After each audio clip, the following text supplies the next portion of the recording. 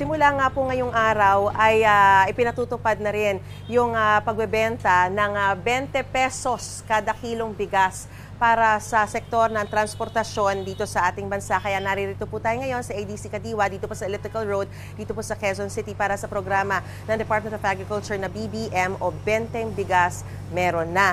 At ito nga po ay para sa mga transport sector, gaya na nabanggit ko. Ibig sabihin, kapag kayo po ay registered na miyembro ng TODA ng inyong local government unit, ay maaari po kayong makabilang dito sa mga pagbibilhan ng 20 pesos kada kilong bigas. At kasama po rito yung mga driver ng tricycle, ng pampublikong jeep, bus, pati na rin po yung mga transport operator. Ang mga kabili po niyan, gaya ng binanggit ko, yung recognized din ng LTFRB at LGU, no? At sa ilalim ng programa, hanggang 10 kilo ng bigas kada buwan ang maaaring bilhin po ng isang miyembro na magpapakita po ng ID nila.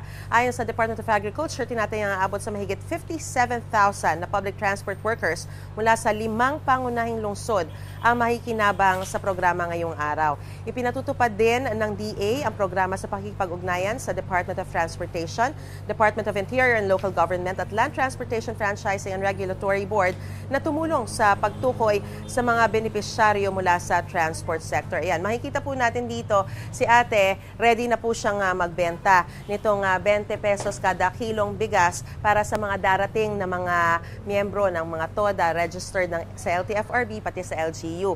Ito po mga nakasupot-supot na rito ay tig 5 kilo po yan.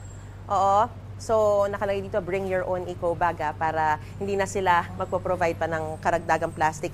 Kung gusto niyo naman po, talagang 10 kilo na kagad ang inyong bibilhin, nandito rin po yan. So, marami pa po rito na kanina nakita tayo na kinikilo talaga nila rito. Ayan. At ito po yung mga sako-sako ng mga bigas. So, marami pa naman pong supply dahil galing po yan mismo sa NFA warehouse para, of course, masupplyan yung mga kababayan natin na miyembro ng transport sector na sila po ay bibili simula po ngayong araw. Gusto mo bang mauna sa mga balita? Mag-subscribe na sa GMA Integrated News sa YouTube at tumutok sa unang balita.